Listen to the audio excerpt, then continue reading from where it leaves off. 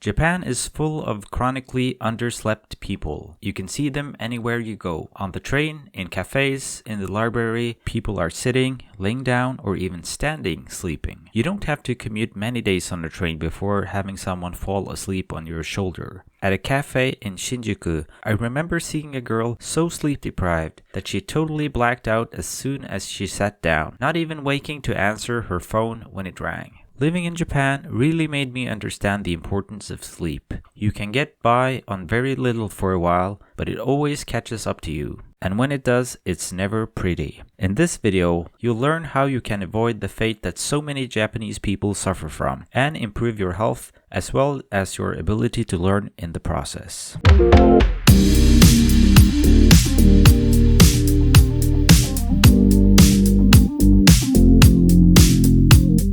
Each night when I go to sleep, I die, and the next morning when I wake up, I am reborn. Remember to like and subscribe and share the video with someone who might find it useful. Being tired all the time almost seems to be a status symbol in Japan. But instead of showing people you work hard by being tired, it's much better in the long run to be healthy and to actually get results that matter in the real world. It doesn't matter if people think that you study hard trying to learn Japanese. The only thing that matters is that you actually learn the language.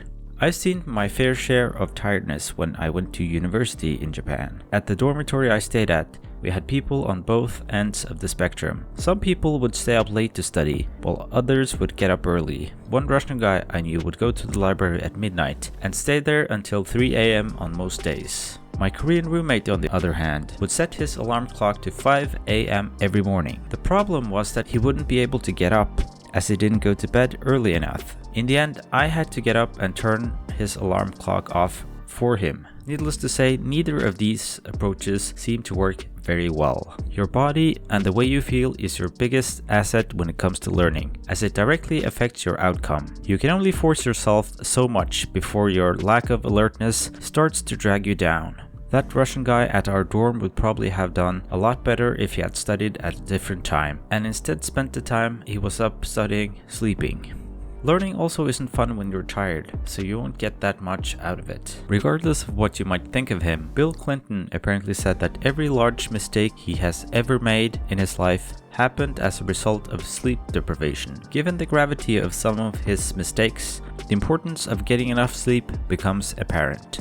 While it might seem like just grinding it out will allow you to get more done, if you track what you actually accomplish, you will start to notice that this isn't the case at all. In fact, hours spent sleeping will give you hours of higher productivity. Sleeping makes you more productive, even if you have less time to work. It's far better to be alert and active for 1 hour than to cram 2 hours extra and lose focus at the end of the day as a result. You can only force yourself to do so much, regardless of how much coffee you consume. If you want to be a high performer, be more creative, experience more, and have a better life, you need to prioritize sleep when you can. There will of course be times when the benefits of staying up outweigh those of going to bed early, but you will get a lot more out of life if you get enough quality sleep.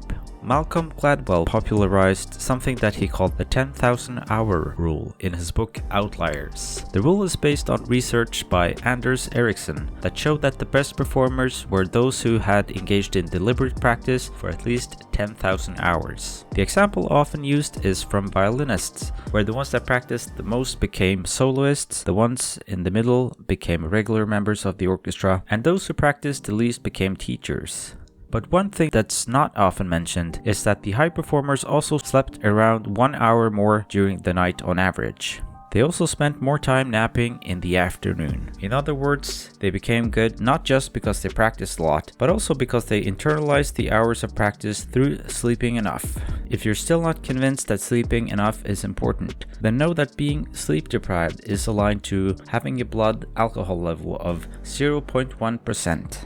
If you feel tired when trying to study, you might benefit more from taking a nap than forcing yourself through. It might also be better to actually study a bit less, if this means that you get to sleep more. To get the most out of your day, spend some time studying Japanese when you feel the most fresh during the day, be it in the morning or after taking a nap in the afternoon, for example. Just make sure that you get enough sleep in a darkened room and you'll progress a lot faster with your learning.